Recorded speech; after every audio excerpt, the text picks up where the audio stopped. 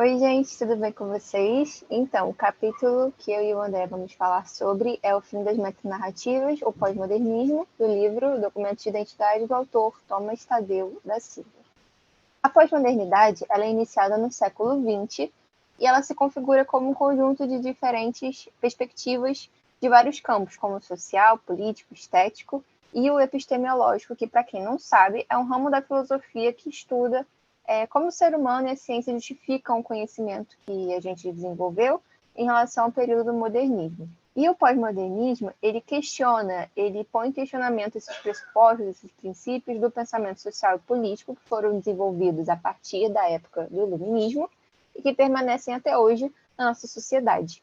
Né? E em termos de estética, o pós-modernismo ele vai de encontro a essa noção de pureza, de abstração, de funcionalidade, que é muito característica do período modernista, tanto na literatura como nas artes. Acho que todo mundo sabe, né, que a noção social que a gente tem de educação, de pedagogia, do currículo, ela está muito conectada com o modernismo e as ideias modernistas, tá? Então, isso faz com que a educação seja configurada propriamente como uma instituição moderna. Né? E qual é o objetivo dessa educação, dessa instituição moderna? É justamente formar um sujeito racional, autônomo, democrático, e, através desse indivíduo, chegar a um ideal de sociedade moderna. Então, o questionamento da pós-modernidade é um ataque justamente a essa noção de educação. Né? Por quê? Porque o pós-modernismo ele desconfia dessa pretensão do saber moderno, que busca justificar tudo, elaborar uma explicação, uma teoria para tudo, que vai abranger assim, toda a sociedade, a compreensão total do funcionamento do universo. Então, a pós-modernidade ela olha para essas ideias do modernismo como uma forma de controle absoluto, como se o modernismo precisasse dessa necessidade de estar ali controlando e organizando tudo o que acontece.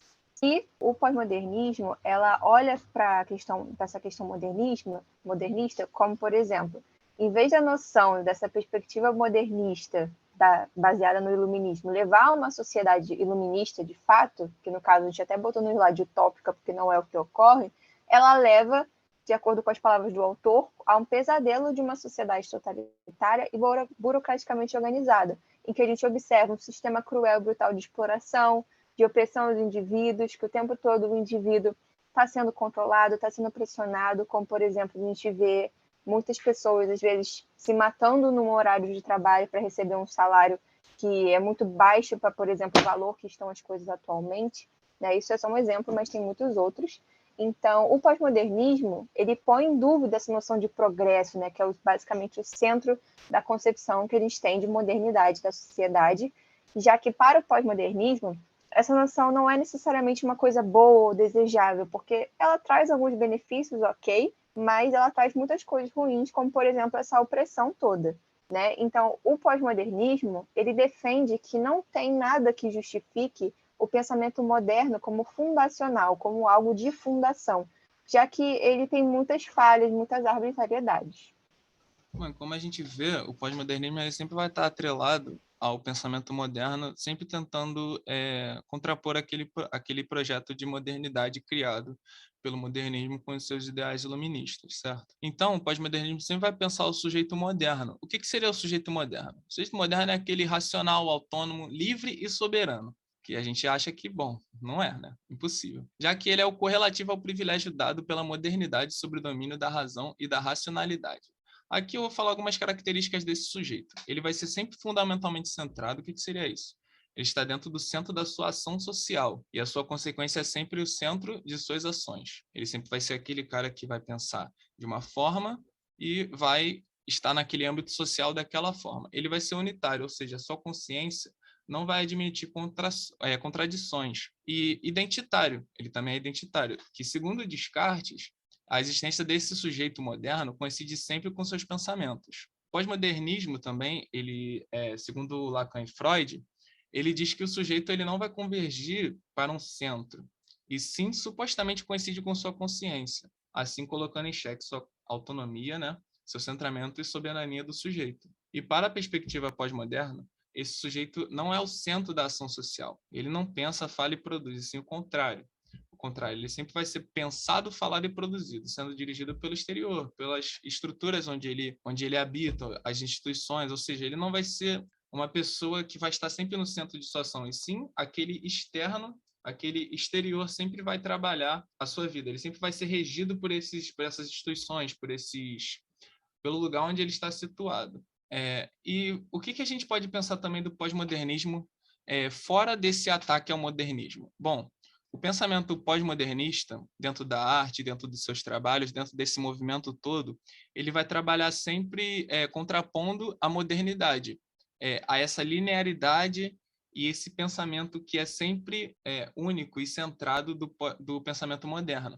Ou seja, ele vai usar também o pastiche, que seria uma espécie de... Eu vou pegar um exemplo aqui da Mona Lisa. A gente pega aquela pintura da Mona Lisa e, sei lá, bota ela de óculos, de bonezinho e com uma caixa de som no pescoço. A gente vai estar criando uma espécie de pastiche, que é justamente pegar esse elemento único criado ali e trazer uma espécie totalmente nova, mudando basicamente o sentido daquele trabalho. Vai usar também a colagem, a paródia e a ironia.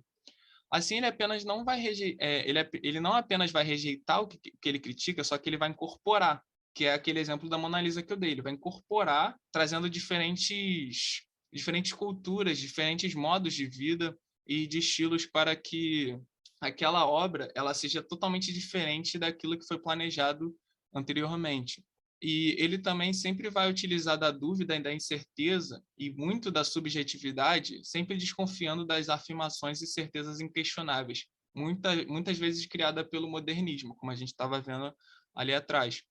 E isso, dentro dos textos da filosofia, da literatura, dos textos argumentativos, sempre vai ser trabalhado a mistura de gêneros, a fragmentação e a ironia. Bom, e isso a gente chega no final do nosso trabalho, a identidade pós-moderna e como ela funciona aqui na atualidade. Como muitos sabem, o nosso regime, a nossa sociedade, ela sempre utiliza dos ideais modernos para trabalhar, né? Que vai ser sempre a centralidade, aquela coisa única, aquela coisa unitária. E justamente o pós-modernismo ele tenta trabalhar com novas formas de ser, que seria basicamente sendo uma configuração fragmentada, uma múltipla e uma descentrada, para que não haja somente aquela modernidade trabalhada certinha, entendeu? E, bom, dentro desse currículo todo, baseado nos princípios da narrativa da modernidade, sempre vai existir essa incompatibilidade entre a pós-modernidade e a modernidade. E o que aconteceria isso? Seria basicamente o fim da pedagogia crítica, criada na modernidade, para o início da pedagogia pós-crítica, que sempre vai tentar trabalhar esses ideais pós-modernos. E bom, pessoal, foi isso. Espero que vocês tenham gostado desse capítulo que eu e Hannah produzimos para vocês e fiquem bem.